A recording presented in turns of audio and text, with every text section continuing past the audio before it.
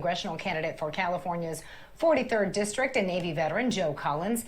Also with us, attorney and civil rights activist and Intercom radio host Robert Patillo. Gentlemen, thank you so much for joining us. Robert, I want to start with you. What do you think that the president should address during this conference? Well, I think what the president has to address is many of the pressing issues of the country, primarily the need for comprehensive immigration reform, which has been pushed since for the last 30 years by Democrats, and they've run into roadblock after roadblock by Republicans who will not make it part of their agenda. I think he also has to talk about the AstraZeneca vaccine. He has to discuss the need for reform to stop mass shootings. I think there's a litany of issues that have to be addressed. The border crisis is one in a long list of emergencies that have been dropped into the president's lap as soon as he has walked into office. I think they are competently handling them in a way that the American people can feel confident in. Joe, what do you think? I think the president has to address the border situation. How can we allow people to start following the rules that has been in place for a very long time? What do we have to do in order to stop the illegal crossings? What do we have to do in order to mitigate? I think the president should apologize to the American people for incentivizing this immigration influx that we have to the United States. I think they're owed a really, really big apology. We also have to start addressing the mental health issue that we have here in America. The vaccine situation that needs to be addressed as well. I think more transparency from the White House is absolutely needed right now. Robert, I want to give you a chance to respond because I think it's probably fair enough to say that it's unlikely that President Biden is going to apologize for anything. But I want you to respond to what Joe had to say. Do you think mental health will come up? Do you think he will take any responsibility for the influx of migrants that have been making it to the border at all? Well, let's understand the influx of migrants is because of 40 years of failed policy, particularly by Republican administrations. Remember, it was in 1986 that Ronald Reagan had amnesty. It was so at what point, though? But going back to that, at what point does this administration claim responsibility? And then again, what do you attribute to the record numbers that we're seeing now that we didn't see during the previous administration?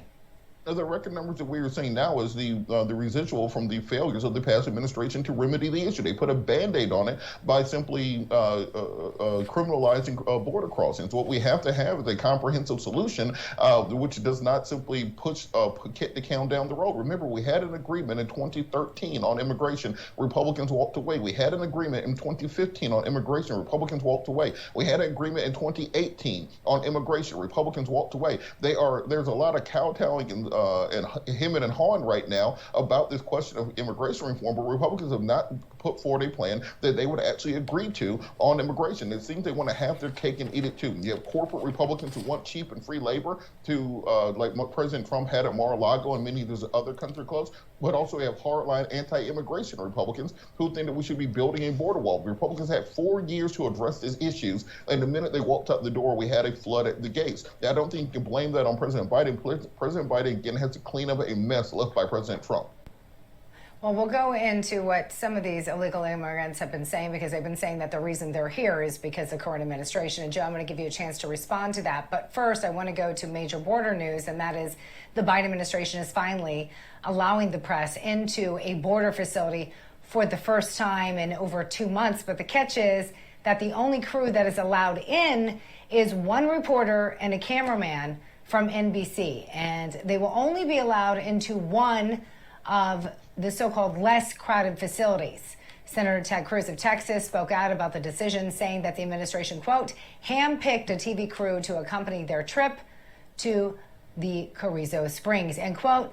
He says that's not true transparency. True transparency, according to him, would be to open the Donna facility to the press. That's at, these are his words, 556% capacity, with 18 senators go there on Friday.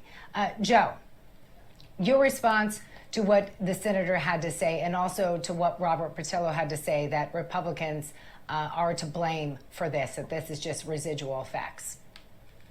Well, I would say this in response to Senator Ted Cruz. I think he's right, but we all know that lack of transparency has been abundant within this administration ever since President Biden has taken office. He hasn't been able to answer questions, hasn't been allowed to answer questions from any press. He refuses to answer questions But, to Robert's point, I think I would have to somewhat agree and disagree at the same time. Republicans and Democrats have been absolutely unable to work together for a very long time. And I think that we need to get both sides to start working together.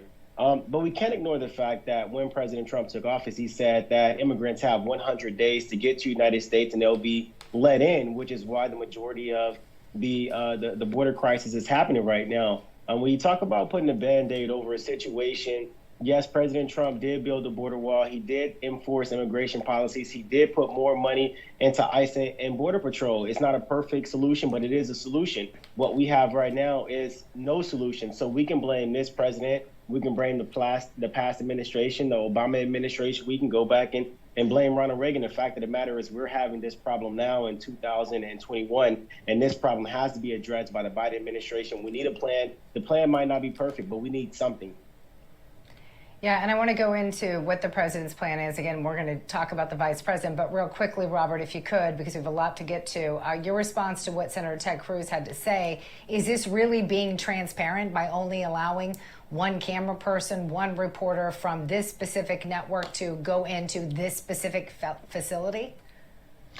There are things that I never do, one of which is agree with Ted Cruz. So I'm going to agree with Ted Cruz that this is absolutely not transparency. We have to allow a free and open press. You can't, the difference between Joe Biden with regards to Democrats is that we are fine with criticizing Joe Biden when he is wrong. And he is wrong on this one because you have to have a free and open press where people can know exactly what's going in. We don't need state-issued propaganda or state-issued media. What we need is the fourth estate to be able to hold the American officials accountable. All right, we just heard, I never thought I'd hear that, so mark that down, everyone. He agrees with Senator Ted Cruz. Robert Patilli, you heard it right here on News On. Also, we just heard, what'd you say? I said we can put on Ted Cruz's campaign sign. We'll see how that works out. Yeah, let's see. All right, we also heard recently at a press conference yesterday that Vice President Kamala Harris will be the point person for border security. Take a look. There's about 5 other major things she's handling, but I've asked her, the VP today, because she's the most qualified person to do it, to lead our efforts with Mexico and the Northern Triangle and the countries that help. We're going to need help in stemming the movement of so many folks, stemming the migration to our southern border. All right. In response to this, Arizona Governor Doug Ducey not so happy, saying that the vice president is about the worst possible choice for the job. Joe, is she the worst person for this job? I would think so. The reason why is because we can't forget she was a senator in California, and California is a sanctuary state. I think that her having to be the point man for the border crisis is going to conflict with the pilot position that she's been able to take for the last few years as a senator. So I think that we should have put someone with more experience with attacking border crisis than Kamala Harris, because she has been pro-sanctuary state her whole term as a senator in California. Robert, I want you to be able to answer this question when we come back, but we are coming up against a commercial break. So I'm going to get your reaction to that. We're also posing this question to our viewers that are watching. Want to know, what do you think? Is she the right person for the job? Can she fix it? What are your thoughts? We're going to share one viewer's thoughts coming up. We're also going to tell you how you can share your voice about this issue. Still ahead, again, we're also going to be talking about this idea, the GOP introducing a bill talking about DNA testing. Could that help with the border situation? Interesting thought. We're going to share the details coming up right here on News On. We'll be right back.